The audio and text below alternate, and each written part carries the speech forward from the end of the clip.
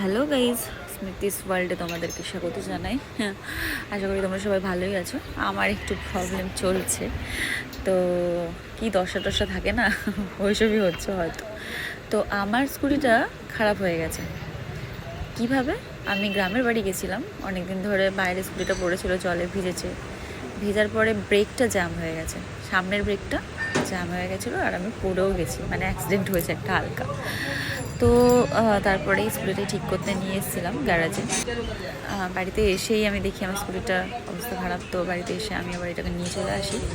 তো তারপরে এই গ্যারাজটাতে আমি দিই, এখানেই ঠিক করি।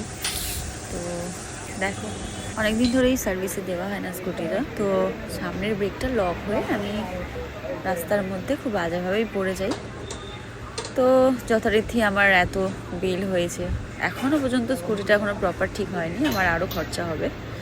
তো এত বিল হওয়ার চক্করে আমার মুড একটু খারাপই হয়ে যায়। তো ফাইনালি আমার গাড়িটা ওয়াশ টশ করে চলে এসছে, অ্যান্ড হালকার মধ্যে ঠিক হয়েছে। এখনও পর্যন্ত এটার উপর আরও খরচা আছে, আরও খরচা করতে হবে আমাকে এটার উপরে। তো দেখা যাক আমার ফুলঝুরিকে আমি কতদিনে একটু সুস্থ করে তুলি। তো আমার ভিডিও ভালো লাগলে গাইস সাবস্ক্রাইব, অ্যান্ড তোমাদের কমেন্টে জানিও কি